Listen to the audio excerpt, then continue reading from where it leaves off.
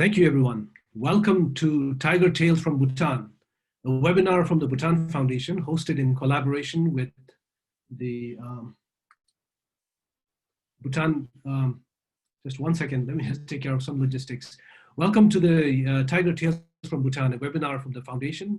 This is hosted in collaboration with the Bhutan Tiger Center and the Nature Conservation Division, all under the Department of Forest and Park Services of Bhutan. My name is Tsewang Wangchuk, and I'm the Executive Director of the Bhutan Foundation. First of all, I would like to thank you all for joining us today. I hope you're all safe and doing well. We know this crazy pandemic, it's spiking up again. But anyway, I hope you're all staying safe and well. But we have a lot of good things to talk about today. The tiger, of course, is in trouble because of human persecution in the form of direct killing to fuel wildlife trade, killing in retribution for loss of livestock or human lives sometimes, and from habitat destruction, both in terms of its quality and quantity. Classified as an endangered species in 1969, the status of the tiger hasn't changed in the last half a century. It is still endangered, with only fewer than 4,000 tigers in the wild globally, spread out across 11 countries in Asia. However, the tiger plays a very prominent role in the Bhutanese ethos, both in the spiritual and natural realms. Legend has it that when Guru Rinpoche, or Guru Padmasambhava, the 8th century Buddhist master known across the Himalayan Buddhist region as the second Buddha, brought Buddhism to Bhutan, he rode a flying tigress and landed in Taksang. This is now Bhutan's most famous Buddhist landmark and considered an iconic sacred monastery, the Tiger's Nest Monastery. Another fascinating piece of folklore comes from the inhabitants of Laya, a remote mountain community in northwestern Bhutan, who believe that a tigress from the lower forests makes a pilgrimage every year to Kanchenjunga, or Great Tiger Mountain. And upon its successful return, it is supposed to herald a prosperous year. And finally, on Bhutanese traditional houses, you will find often in the painting, the painting of 4 power animals: the tiger, the snow lion, the Garuda, and a dragon. In this quartet, the tiger as a real animal connects with the 3 others, which are mythical creatures. But today we will, of course, focus on the tiger, which is very real, and the tiger in Bhutan. We have with us today 2 tiger biologists who are also National Geographic Explorers from Bhutan. Both of them work for various units within the Department of Forest and Nature, Forest and Park Services. Dr. Tsering Tempa is the head of the Bhutan Tiger Center and is Bhutan's eminent tiger biologist. He led the first team that successfully collared several tigers in Bhutan. So he and his team have been working hard ever since. Then we have Letro, who is a senior conservation officer with the Nature Conservation Division. Previously, he studied tigers in biological corridors when he was working for the Jigme Wangchuk National Park, which straddles the Black Mountain Range in central Bhutan. We were also supposed to have our third panelist, Tashi Dendup, who is a senior researcher at the Ugen Wangchuk Institute for Conservation and Environmental Research, but he had to attend to some urgent fieldwork at the moment and is therefore unable to join us today, unfortunately. But we will cover all topics adequately. All 3 speakers were part of the first nationwide tiger survey of Bhutan, together with many other personnel from the Forest Department. So we will hear exciting highlights and perspectives from our guests today as we talk about tigers in Bhutan and elsewhere. So please welcome me in joining our tiger experts from Bhutan. We'll give them a virtual applause. First of all, Tempa, so just to put it into context, where do we find tigers in the wild today, globally, and how are they doing?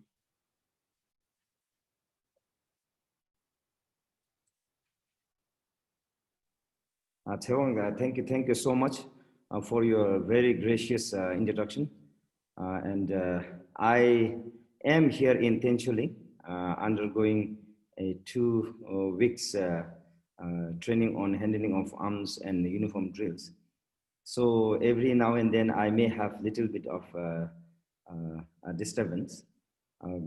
But coming back to your question, tigers as of today are are only found in 11 countries in the wild.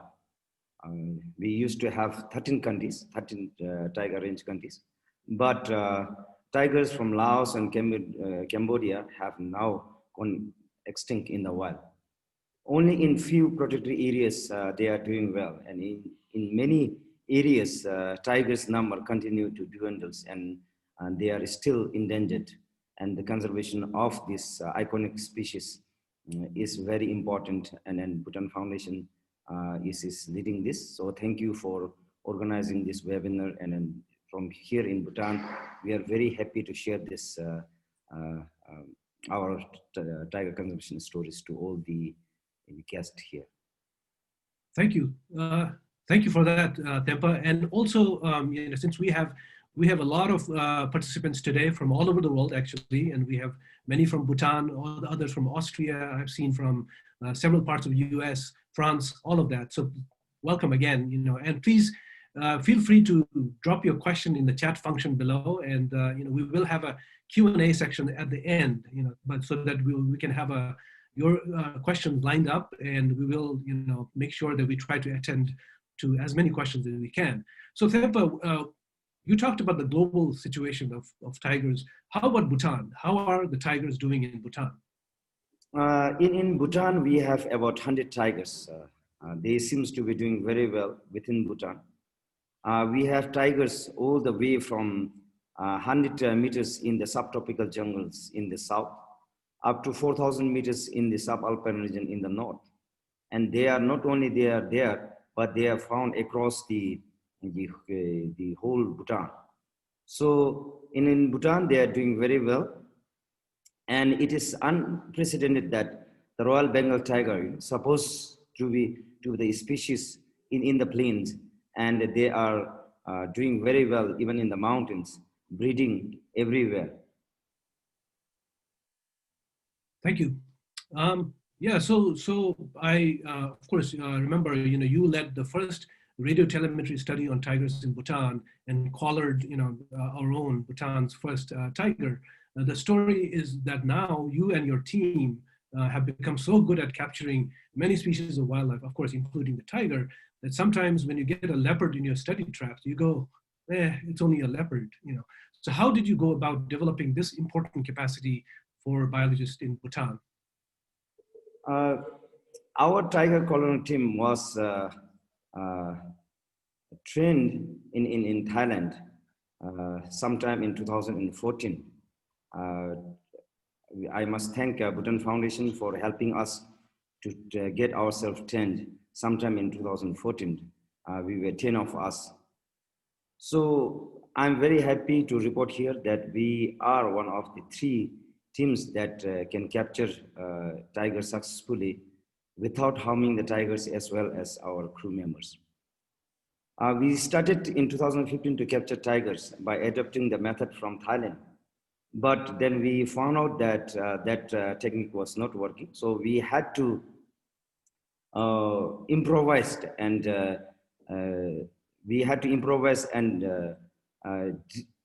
make it convenient for our method here in Bhutan. So the first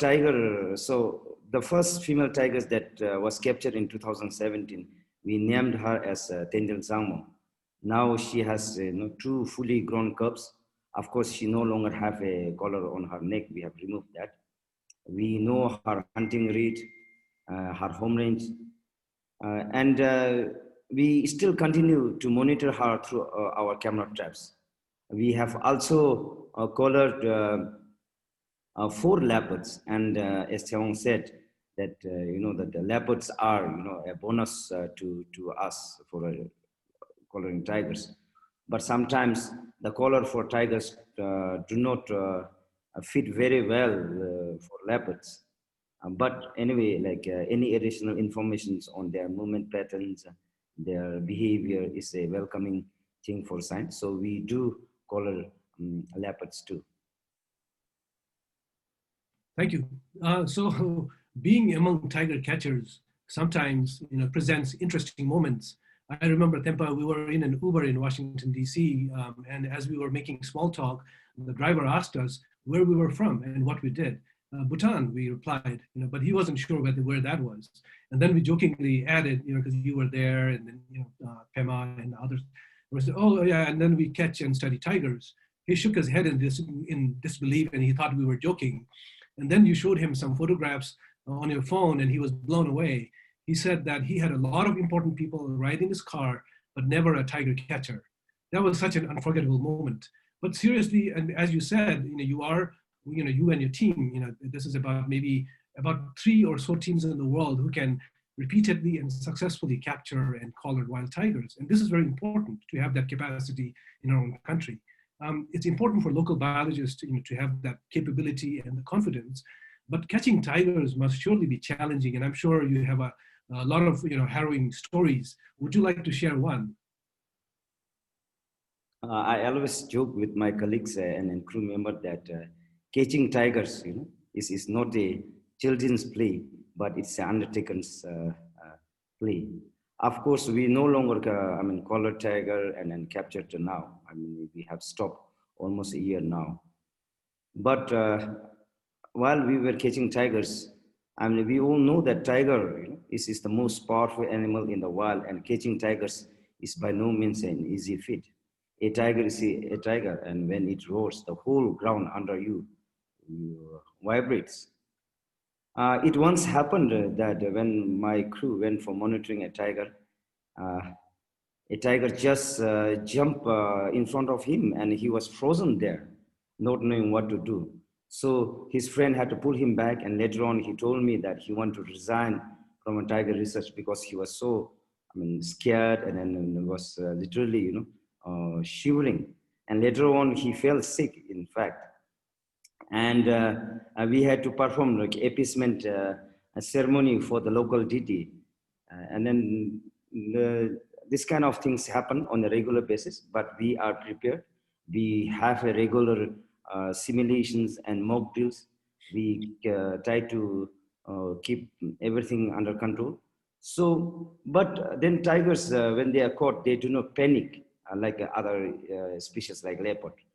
From our camera trap, we can see that they do try to jump once or twice, but once they are, they know that they cannot get rid of it. They just, rest, they sleep, and they do not freak out because they are the king in the forest. They do not, they don't have to worry about other threats, so they do not move. So when our friends go and approach them, like suddenly they jump, and that's when that sometimes it really make us scared. Thank you for that story. Scary indeed. And I think again, going back to this whole radio telemetry, understanding the movement patterns of the tiger and all that. I mean, it's very important for devising effective conservation strategies to understand how they move about, where they are, and so forth. And again, it is more just to learn from them. And as Tempa said, they're not doing this anymore at the moment. I think there are a lot of other issues that are urgently needed to address in Bhutan, and that is what the Tiger Center is focusing on. But also Tempa, I think together with many other colleagues. I mean, again, tiger conservation is not a one-man show. It's so many within the department, within the village stakeholders, many other NGOs, supporters, so many others. It's a very collaborative effort. But of course, together with many of your friends, I know that you were also part of the team that was unofficially exploring, or searching for the Yeti, the abominable snowman of the Himalayas. Did you find the Yeti? We did not find it yet. We may find it soon. But more than that, we got many interesting biological facts and information from the mountains that were unexplored before. We have the record of tigers from the highest altitude from this expedition. In fact, the highest record of tigers in our camera tape come from this expedition at 4,600 meters from the sea level. We also got new information on tarkins, wild dogs, golden kit, and many other species. So Overall, this expedition was very enriching. This area was never explored before, and we were the first to document so many interesting biological facts in this area. Yeah, fascinating. Thank you for sharing all of that.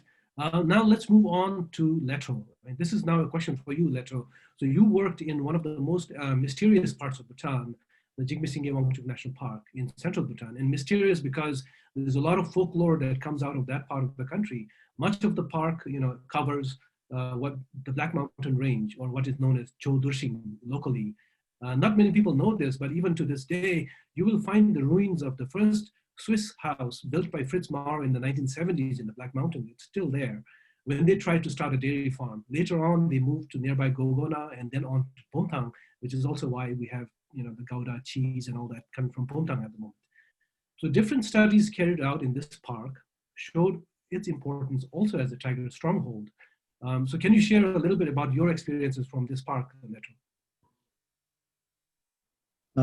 Thank you very much, Song, for the gracious introduction in the beginning and for providing me with the privilege to share my field experiences. I'm not expert, but I'm happy to join my co-panelist, Dr. Tempa, our own Bhutanese tiger expert. So going back to your question, yes, the Jigme National Park with the Black Mountain at its core is very unique, and the park is named after our Port King, Majesty His Majesty Jigme for his fearless leadership in conservation. And this park now serves as a cornerstone for protected area systems in Bhutan. And the landscape is unique with great altitudinal variations and vegetation types, which makes it a home for a diversity of life, including the tiger. And the landscape, it is historic because it is believed that Bhutan's first settlers, now known as Monpas, are believed to have lived around the Black Mountain since time immemorial. And the landscape, as you have also mentioned, has been much sought by the foreign explorers. For example, the recorded foreign exploration in the Black Mountains dates back to 1915, when Roland Kopfer from Royal Botanic Garden, Edinburgh, visited the region and collected some that later on came out to be endemic to that region. And many other explorers followed later, of course. And it also holds history for tiger conservation in Bhutan, because the first systematic research on tigers using camera traps was conducted in this park in Bhutan. And it was done in 2006.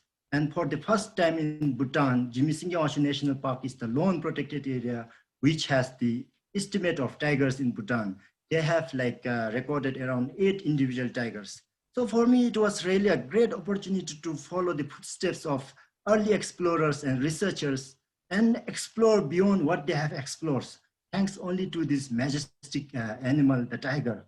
It is in 2013 and 14 when the initial work on National Tiger Survey was started in Bhutan. So together with Dr. Tempa, I was amongst the first team of conservationists who contributed tiger data for our national survey. So in doing so, experiences have been often bitter, but enriching. We were sometimes bitten by weather, and often we have to pass through the forests which are infested by leeches and nettles. And often we have to spend our nights beneath the caves and trees. But our efforts were worth it because at the end, we could establish that Jigme National Park is one of the parks rich with tigers. We positively recorded around 12 individual tigers in 2014, and that is one among the highest in the protected areas across Bhutan. So I feel that this finding is very special because Jigme National Park is located in the center of Bhutan, and it gives hope for tiger movement and dispersal to other protected areas that are connected to Jigme Park through the biological corridors. Back to you, La. Thank you. Thank you, Leto. Again, very, very informative response. And again, that goes on to show that Bhutan tigers are not only found in just one or two protected areas, but basically all across the country, in many parts of the country, looking at the whole country as a contiguous landscape, because we really don't have much barriers to movement of these animals, you know. And but anyway, so Leto, you were also interested in areas like you mentioned, the biological corridors and other areas outside the park. Tell us what you found interesting there. Yes, I also got to explore beyond the Jimmy National Park. In my later years, together with Dr. Tempa, I was indeed in the first team of tiger catchers in Bhutan in the Royal Manas National Park. But for me, it was quite unfortunate because I couldn't be in the Dr. Tempa's successful team. And later on, again, we explored the northern unexplored mountains in search of Heti. Of course, we didn't find one, but as mentioned by Dr. Tempa, we had a lot of amazing discoveries on our wildlife in the unexplored regions in the northern Bhutan. But again, later on, as a National Geographic Explorer, I ventured to work into the biological corridor that connects Jimmy National Park with the protected areas in the north to check out the structural connectivity of the corridors. And it was interesting to find that tigers were indeed using that corridor for movement. And there were also a good distribution of prey in that biological.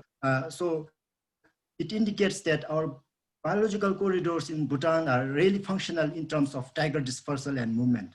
So I should say that my early professional career in Jimmy National Park and beyond, through the mentorship of tiger biologists like Dr. Tempa, has been one of the fruitful journeys thus far. Thank you, thank you. Yeah, so, but then also central Bhutan, you know, where you had worked, is also an area that we are hearing quite a lot about these days, where, you know, the locals are witnessing a lot of livestock predation by tigers. So can you elaborate a little bit more and, you know, maybe explain that a little bit more to us a little bit more on this one? Yeah, livestock depredation by tigers that leads to human-tiger conflict is reported from all the tiger range countries. And such scenarios are not really pleasant to experience, but I also have the feeling that it only gives us positive hope for strengthening the conservation by meticulously resolving these issues. So in Bhutan, as pointed by yourself, livestock predation by tiger is reported mostly from central Bhutan. For instance, just this summer in one of the blocks in central Bhutan, they reported about tigers killing over 170 cattle within a short span of 7 months. And this is a huge loss to the farmers. So to some extent, these figures might be exaggerated by the farmers out of intolerance, but it also gives us the fact that such cases are indeed prevailing in their locality. I also came across few such incidences while I was in the field.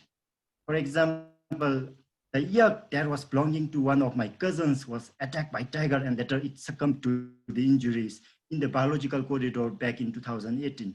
And often, tiger killing livestock. This comes as headlines in our national newspapers quite often.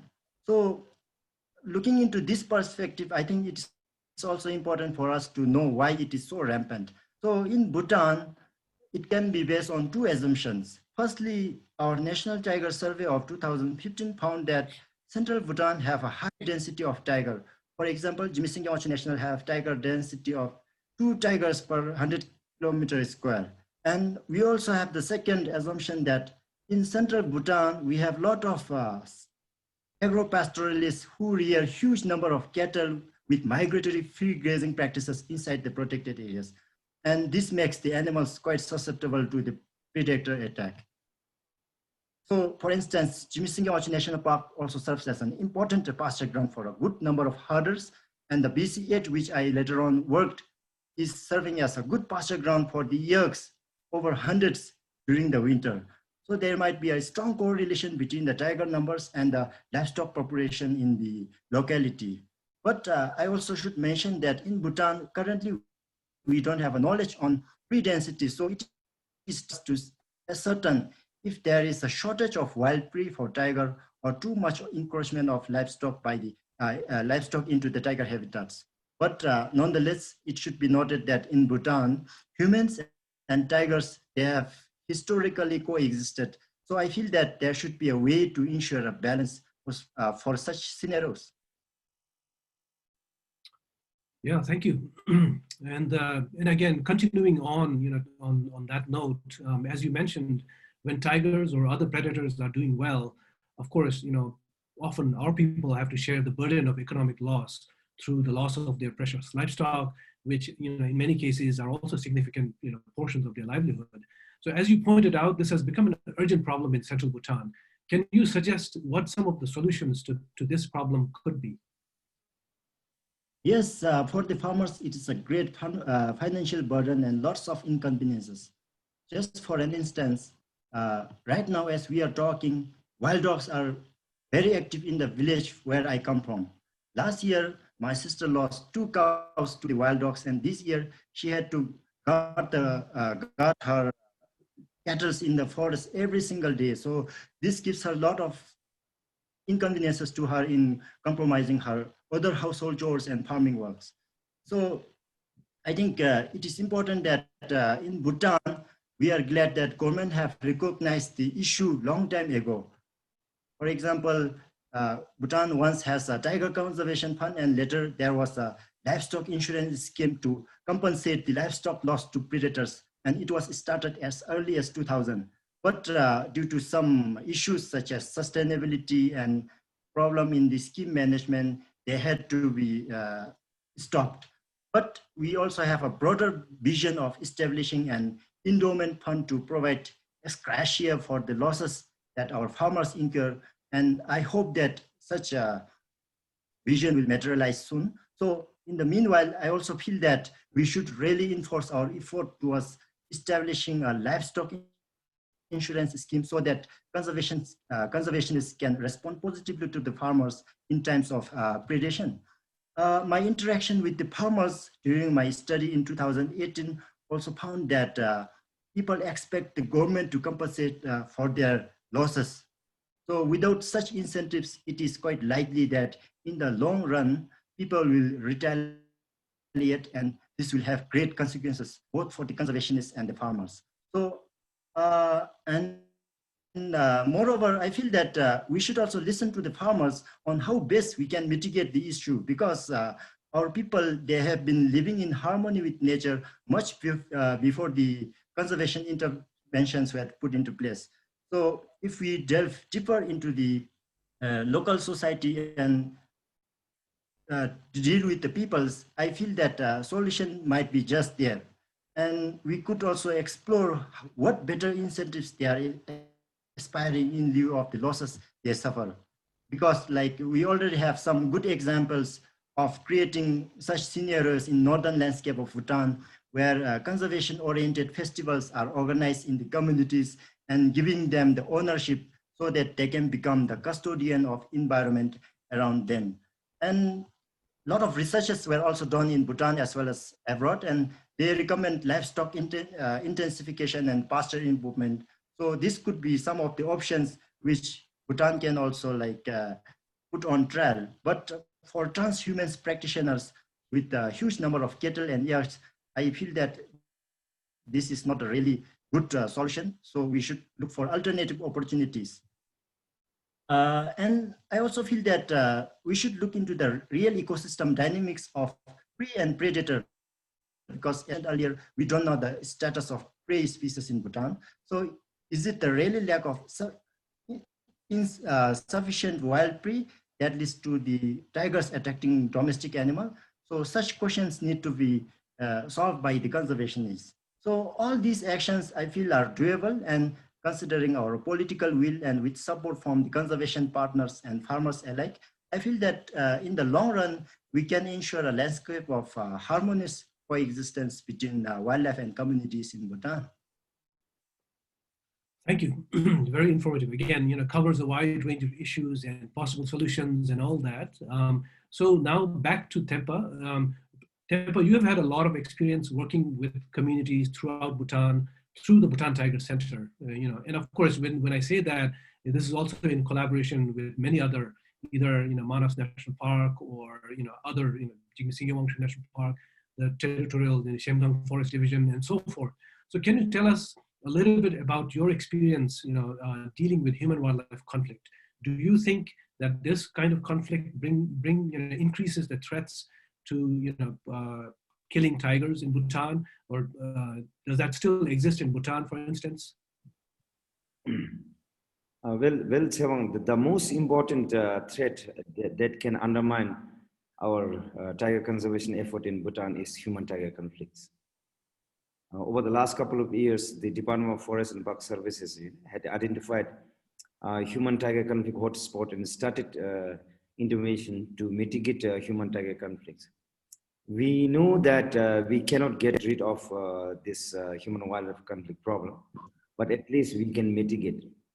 As Leto mentioned, that we do not have a compensations or insurance schemes, but as far as possible, the department is trying everything to mitigate the human-tiger conflict.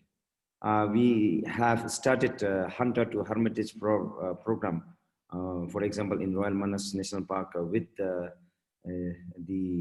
park management, and we had been very successful in getting some of the tiger poachers to mainstream lifestyle. And then we have also provided many livelihood opportunities to communities. Bhutanese by and large are very tolerant, but there is a threshold, and when their livelihood is being threatened, then it is during the time that their survival instinct kicks in, and then people tend to retaliate it. Over the past 1 year, for example, in Tongsa, a family of tiger had been killing 2 to 5 cattle in every week, and that's a huge loss to a farmer. So people do not have other choice, but we are very fortunate that our communities in Tongsa had not gone to an extent to kill tigers.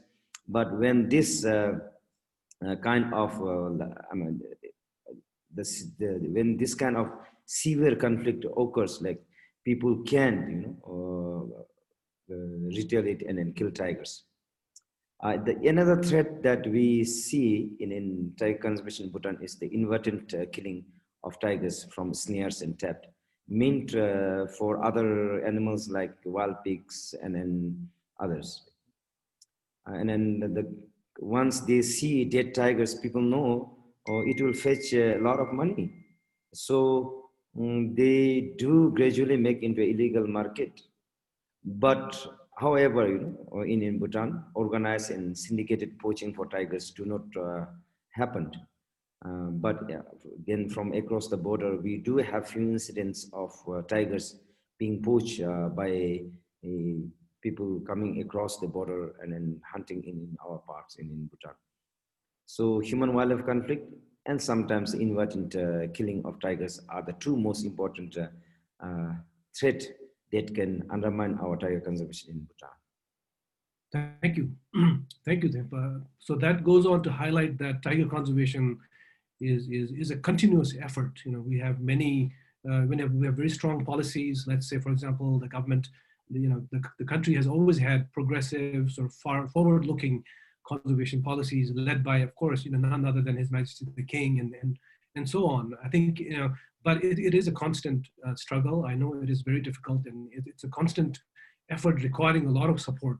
The Hunter to Hermit program that Thempa alluded to is a very exciting program where they work with a lot of ex-poachers, who then commit to giving up hunting or killing animals and then want to go into a life of prayer and meditation and so forth, working together with the Buddhist teachers in the village, in the community. But of course, then they also, I think the authorities have also tried to put together alternative livelihood opportunities for these communities as well.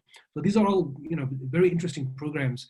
You can learn more about all of these different programs from Thempa and his team. We also have some information on our website. But thank you, Thempa, for that answer. I also want to ask you one final question before jumping to the Q&A portion of this webinar. So overall, Bhutan is doing pretty well. If you look, okay, there you go. We have the image.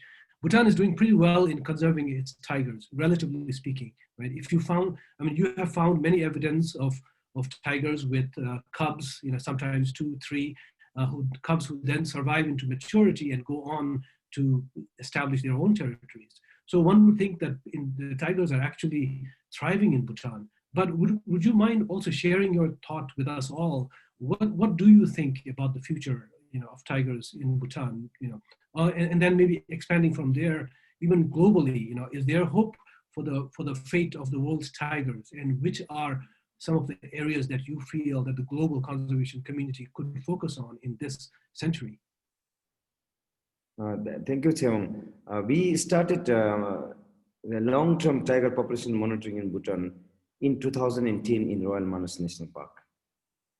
Then gradually we expanded that to Jingmei Yawanchu National Park in 2013. And from last year, we have expanded that to Bumtang Division. And from this year, we are working together with the Shemgang Division, and then we'll be monitoring tiger population in there. So all this area in total makes up almost little more than 10,000 square kilometers. And this is a very huge, and for a large and wide-ranging animal like tigers, I think this kind of landscapes are very important. Bhutan is a mountainous country that many thought was not very important prime tiger habitats for tigers. But as you are aware that we Bhutanese were aware of this species. Tigers always occur in our mountains. In fact, the past paper that our Dashi Benji and his team published in 1989 said that tigers do occur in the mountains. We had always known that tigers do occur, but in the international arena, we were not able to showcase that tigers do well in the mountains. But now with a lot of camera traps, with a lot of field works, with a lot of collaborations with our dedicated and sincere field staff, we now fully established that tigers do occur throughout Bhutan, across the altitudinal gradient, and they are doing very well. So I feel that the future of tigers in Bhutan is secure. But then Bhutan is unique. It is different from other countries. Bhutan is very unique. Our wise and visionary leaders have put in place many sound policies to protect and conserve our environment. We have a very low human density. Most Bhutanese are Buddhist that have an aversion to killing animals. We have more than 70% of our country under forest cover. So tigers in Bhutan are thriving, they're reproducing, they're doing very well. But that doesn't mean that this success story of Bhutan cannot be replicated in other areas. It can be done. And one promising landscape that what we call as a tiger escapes hold hope for tigers in the future. This landscape, Bhutan, Arunachal Pradesh, and Northern Forest Complex. This area is very huge. And then we are talking about something about 23 million hectares of intact forest land with low human density. And then that has a potential to harbor almost 1,000 to 2,000 tigers. And this is half the current tiger population in the wild today. Of course, for this to happen, it entails a lot of work on the ground. But it can happen if the government, NGOs, donors are committed and come together. Expansion of tiger habitat in other regions are not possible. If you see the current landscape, most protected areas are in the sea of human settlements. But this particular landscape that we call tiger escape is one area where the tiger habitat expansion can occur and can happen. And it is high time we reprioritize our conservation effort to save tigers in the wild. So it is my sincere hope that people will start paying attention to this landscape and these mountains and refocus and redirect our conservation efforts. Yeah, thank you. That's a very good note to wrap up this at least the conversation part of this presentation. I think it's great that Bhutan serving as a source of tigers, let's say, that can be seeded into a much larger landscape. I remember areas such as the lower Mekong, for instance, conservationists have put in, even from a tiger perspective, put in a lot of money there to conserve tigers. But right now we're learning that Laos and Cambodia, they've already lost their tigers. So it is important to prioritize the right landscape for specific intervention. So as you mentioned, the Bhutan connecting to northeastern India, connecting to a much larger habitat all across, all the way into Burma, that sounds like a very promising landscape with relatively less pressure from development and human population, but also the presence of tigers, in places like Bhutan. So I feel that Bhutan should lead from that information and try to draw the attention of the global conservation community. So today in our conversation, we have covered many important ground, I guess, vis-a-vis tigers. We talked about the global occurrence, how the tigers are very limited right even now. But also we talked about how important the tiger is for Bhutan. Then we talked about some of the important aspects of tiger biology, looking at the tiger movements and the good work that has gone on in Bhutan. Also the challenges that tiger conservation presents, such as human-wildlife conflicts and livestock predations, especially in many areas of Bhutan, including central Bhutan, which we hear quite a lot these days, and some solutions that Letro and others. And again, I must reiterate that tiger conservation is a cumulative effort, right? It is something that has gone on for many, many, many years. We have had great leadership in our kings with visionary policies of conservation, the country committing to preserving, over 60% at all times, or at least 60% under forest cover at all times, the country being carbon negative and politically making a commitment to maintain so.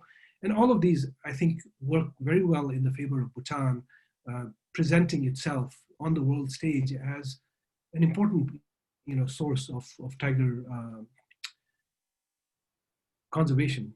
So now we will move on to the questions and answers. I know many of you have shared a lot of your questions. We'll begin by, since we have a lot of questions, I doubt if we have time to answer everyone, but we will try to get to as many as possible. So the first one, we have one question that is for either one of you. Are all these pictures from camera traps? How do you figure out where to place them and keep the tigers from damaging them? Maybe a quick response from Tempa or Little. Yes, most of in fact, almost all of those pictures came from camera traps. Well, we did have few incidents where tigers went to our camera and they start chewing or playing with cameras. But then that's one important behavioral things that we get from tigers. But many times, like, tigers do not damage our camera traps. They do play with the cameras. In fact, at one point in Manas, I had a tiger like throwing a camera trap, playing with the camera trap, throwing in the air, and the tiger, our camera trap has taken a picture from the sky with the tiger standing and trying to catch the camera trap from the air. So this kind of interesting pictures we do get. So we do not protect from tigers, but we do have a lot of issues from the elephants. So in the south, damage from an elephant is a serious thing to our cameras. So we do lose a lot of camera trap to elephants. So from elephant, we do protect our camera traps, but not from tigers. Thank you. Thank you. So the next question is from William Jones, and he's asking, what is the normal range of the tigers in Bhutan, and what is the maximum you have recorded for any one tiger in Bhutan? The tigers, so far from our radio color data, we know that it could be very different from south and north. In south, for a female tiger, it's about 30 to 40 square kilometers for a female, and for a male, it is about 60 to 80 square kilometers in the south. But in the north, from our camera trap work that we have done, which is not a exact estimate of the home range, it's about 80 for a female and about like 200 for a male.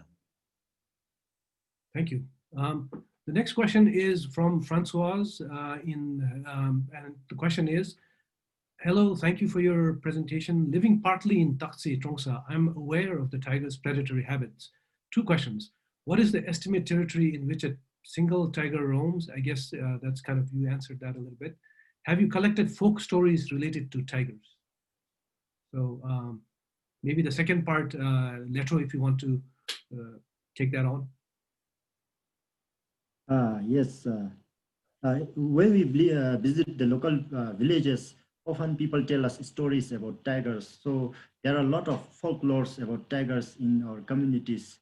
But as a field worker, I personally haven't collected different folklores from across the country, but I do know a few folklores about tiger, which I heard from my parents. So maybe like Outsang, you also have a lot of folklore stories about tigers, so you can further elaborate on this. Like I said, I mean, I think I shared in the beginning, the one that I vividly, of course, remember is the one from Laya. That's a very significant one that not many Bhutanese know also about Kanchenta, and the fact that a tiger visits the mountain and the glaciers every year, and this is something that you hear in Laya, and I think that goes on to show also the locals know that our tigers go up to the mountains, and this is not something new, but anyway, I guess we can come back to that, but let's move on to some other questions. We have one question from Tasha Benji, and it says, in Chuck McDougall's report, he stated that Bhutan had the world's largest breeding population in a single unfragmented habitat. Is this still true? The figure was 49. Has it increased or decreased? I think what Dashu's mentioned is correct actually. In one connected landscape, we do have a lot of breeding females.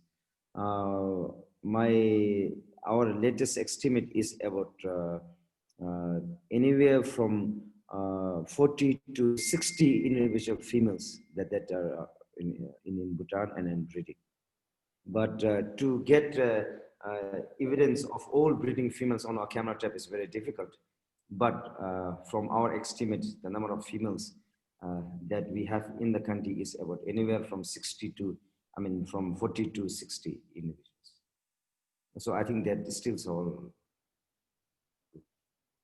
Okay, thank you. Thank you. Moving on, again, we're getting a lot of questions on tiger biology, tiger ecology, and all of that. So I'm just trying to sift through it and see how we can mix different types of questions. Let's move on to the next one. This one is from Chris Thaler, and it says, hello everyone. First of all, thank you. Question. Okay, so wondering whether there is already a new date for the International Tiger Summit that was planned to happen in Bhutan this year, but had to be canceled. And what is the main goal of the International Summit? And what would be the best outcome for you? So as of now, we do not have a new date. It has been postponed indefinitely. The initial plan was to have around this time of the year. And then the objective of the International Tiger Summit here in Bhutan was to prepare for a bigger summit in Russia in 2022. And as a pre-summit, we wanted to have something on the table wherein all the state head of the states commit and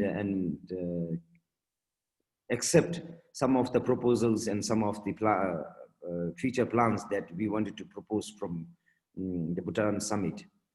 And one area that our team wanted to pitch in was this tigers scheme, that we seriously think that it holds a future for tigers in the region. So we wanted to pitch this in the Bhutan summit, and then wanted to present that to a bigger forum in Russia. But unfortunately, because of this COVID, we were not able to do it. Thank you. Thank you, Tempa. Again, so that also goes on, along the lines of this international summit and the whole fact of also trying to present to the global community, how what Bhutan is doing is very relevant to tiger conservation elsewhere.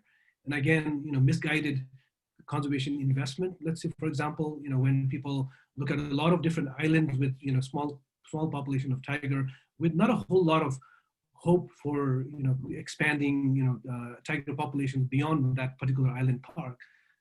I think it's quite different than what we have in Bhutan, where the whole country is rather contiguous in terms of its forest cover, the ability for tigers and other animals to move about. So it is really a large connected landscape, which then further connects with a much larger landscape elsewhere. So just to highlight that fact, I think should be enough to draw the attention of a lot of tiger biologists and conservationists for that matter, and which is why it is so important to have this capacity within Bhutan to have people like Tempa and of course Letro and many others that are working so hard to protect this magnificent animal. Moving on, I think as we still have a little bit of time, we'll move on to the next question from David Hecht, and he asks, what are some of the key methods to estimating tiger population density and population trends? Are there any new innovations or survey techniques that are gaining popularity in Bhutan?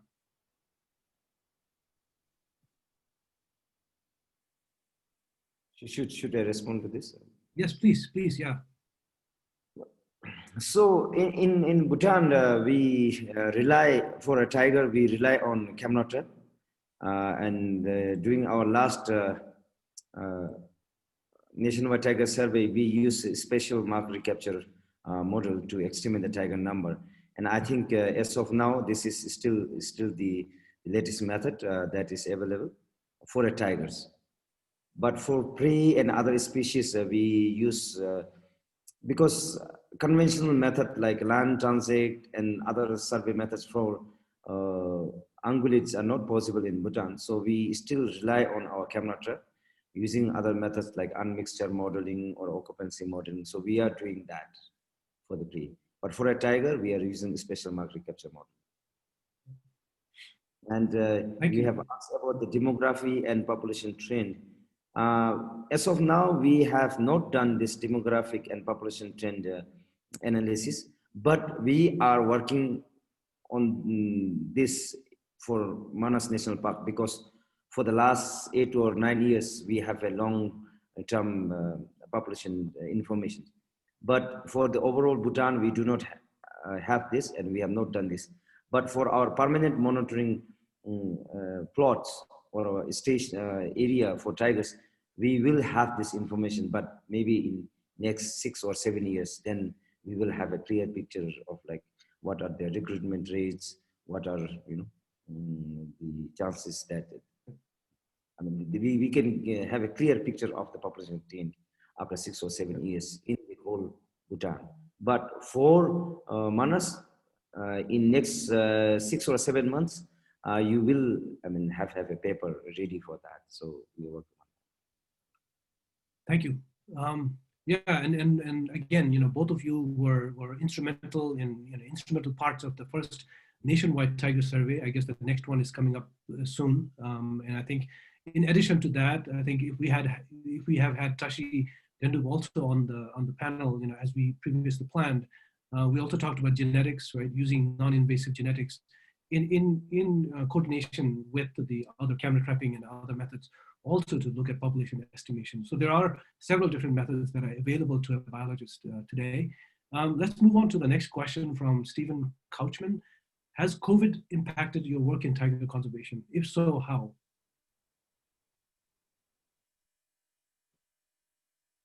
I think COVID, both of you. I think COVID has impacted us a lot. Particularly the Bhutan Tiger Center, which is located in the south. We had been designated as a red zone area, and our movement has been restricted. But luckily, I'm now out of that zone, because I came for other purpose here in Wangdi. So I will be traveling to most tiger areas in the next 1 or 2 months. So I'll be meeting a lot of our local foresters. We wanted to, updates on the activities that we had planned and then we are carrying out. Our colleagues from the fields are excited. In fact, as we talk now, like this week, we have our field staff working on socio-economic survey of human-tiger conflict in Tongsa, in Bhutan, and then in the Tashigang and Tashiangsi. So we have our colleagues working on this. So I'll be visiting them. Of course, it has affected us like any other agencies, but not to the extent where, that it has threatened the conservation work or like it has stalled the conservation work. We are still continuing to work on that.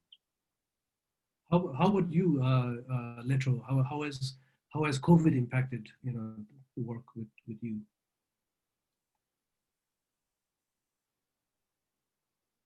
Yes, as mentioned by Dr. Tempa, COVID really impacted everything from our economies, from the way we work, and to the conservation sector also. I think it really have impacted a lot because